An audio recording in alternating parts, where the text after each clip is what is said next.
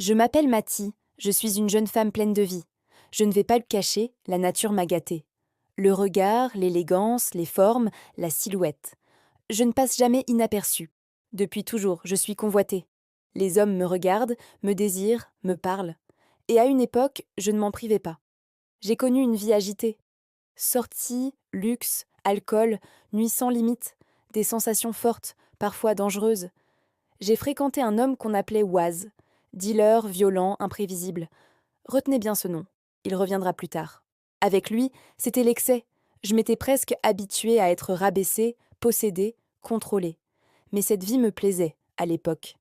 Puis un jour, Waz est allé en prison. Et ma vie a changé. C'est à ce moment-là que j'ai rencontré King. L'opposé total. Calme, respectueux, stable. Je suis très suivie sur les réseaux sociaux. Je m'habille sexy, j'assume mon corps, je suis très open. Comme beaucoup d'hommes, King m'envoyait des messages. Longtemps, je n'ai pas répondu. Mais un jour, par envie d'aventure, je lui ai répondu. On a échangé nos numéros, des messages, des appels, pendant des semaines. Sans même se voir, il m'a captivée. Il était différent de tous les hommes que j'avais connus. Notre première rencontre a eu lieu à une soirée chez un de ses amis. Quand je suis arrivée, j'ai senti les regards. Même lui était choqué par ma beauté. Ses amis, leurs femmes, les copines. La jalousie était visible. Ce soir-là, il est tombé amoureux. Quelque temps après, il m'a proposé un voyage à Dubaï. J'ai dit oui. Le séjour était incroyable. King était doux, généreux, attentionné. Il savait s'occuper d'une femme. Moi qui n'étais pas habituée à ce genre d'homme, je suis vite tombée. De retour, il m'a donné une copie de ses clés. Il m'a présenté à ses amis, certains cousins, certaines cousines, même une tante. Je passais mes week-ends chez lui. J'avais décoré l'appartement à mon goût. C'était devenu mon foyer. Un vendredi après le travail, je suis allée chez lui. J'ai cuisiné, rangé, pris une douche, je me suis faite belle. J'attendais son retour. Puis on a sonné à la porte. J'ai ouvert. Devant moi, une femme et une petite fille d'environ 4 ans. Elle m'a regardée de la tête aux pieds sans vraiment me saluer. Elle a simplement dit qu'elle attendait King. Quand King est arrivé et qu'il les a vus dans le salon, son visage s'est figé. Il m'a embrassée, puis il a pris la petite dans ses bras. Ensuite, il s'est tourné vers la femme et lui a demandé ce qu'elle faisait là sans l'avoir prévenue. Elle a répondu, avec un air presque satisfait, qu'elle lui avait laissé plusieurs messages et que c'était à propos de sa fille. J'ai compris que quelque chose n'allait pas. Par dignité, je suis allée dans la chambre. Malgré sa tentative pour que je reste, je n'ai pas accepté. Il les a raccompagnés dehors. Quand il est revenu, il s'est agenouillé devant moi, la tête baissée. Il m'a dit qu'il ne savait pas comment me l'annoncer, qu'il attendait le bon moment. J'ai craqué. C'était notre première vraie dispute. Il m'a tout expliqué, leur histoire du début jusqu'à la fin. Ils avaient été mariés, ils étaient divorcés. Ils avaient une fille. Il restait un père présent, mais pour lui, cette histoire était terminée. Il m'a aussi avoué que son ex était sa cousine. Dans certaines cultures ouest-africaines, les cousins se marient entre eux. Elle avait entendu parler de moi, et elle avait décidé de faire surface. Pendant longtemps, j'ai douté, mais je l'aimais. On a décidé de repartir sur de nouvelles bases. Plus de secrets entre nous. Il m'a présenté officiellement à sa famille. Je me sentais étrangère, mais en sécurité avec lui. Un jour, il m'a invitée à dîner et m'a demandé en mariage. J'ai dit oui, le cœur rempli de joie. Nous avons célébré notre mariage. C'était un moment magnifique. Après, nous nous sommes installés dans notre appartement.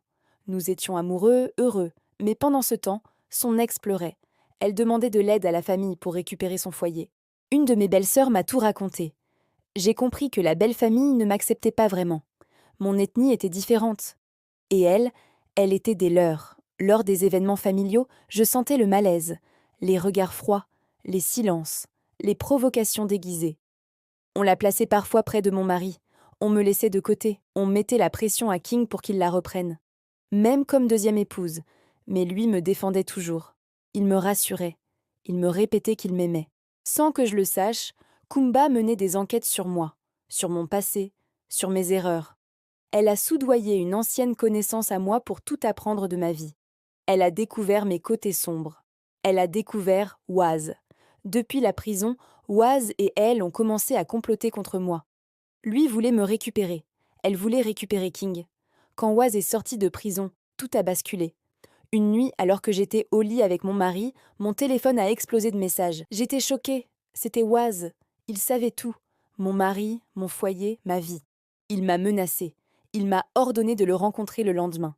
J'ai passé une nuit blanche, terrifiée. Je savais de quoi Waz était capable.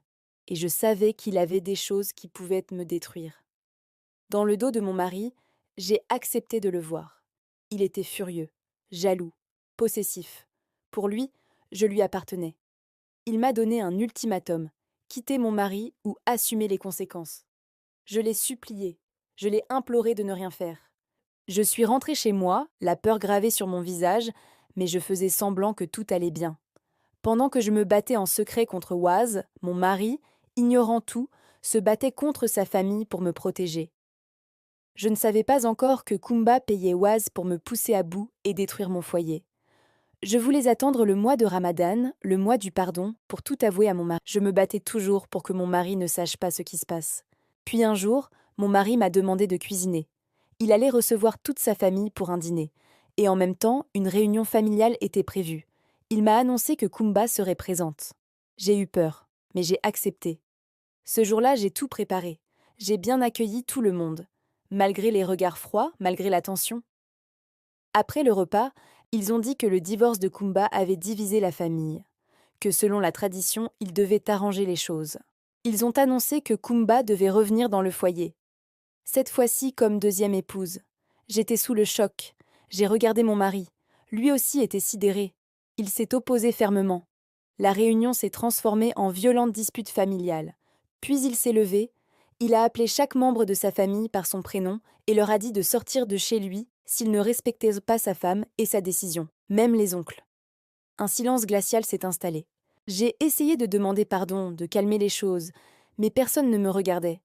Kumba, folle de rage, a explosé. Elle m'a insultée. Elle a parlé de mon passé. Elle a dit que mon mari avait choisi une femme qui se vendait dans les bars. Puis elle a sorti son téléphone. Elle a montré des vidéos intimes de moi, visage découvert, sans aucune pitié. Je me suis effondrée en larmes. La famille m'a insultée avant de partir. Mon mari était resté silencieux, brisé. Il ne pouvait même plus me regarder. J'ai pris la fuite. Je suis sortie de la maison avec seulement mon passeport et mon téléphone.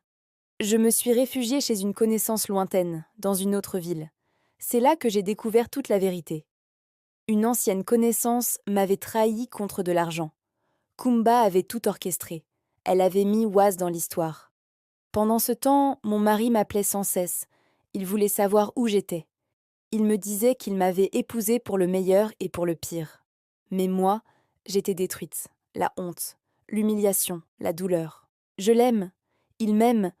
Mais sa famille ne m'acceptera jamais. Et je ne veux pas qu'il perde les siens à cause de moi. Aujourd'hui, cela fait 3 mois que je vis loin de mon foyer. J'ai fait des erreurs. Mais aujourd'hui, mon cœur souffre. J'ai juste besoin d'aide, besoin de vos conseils.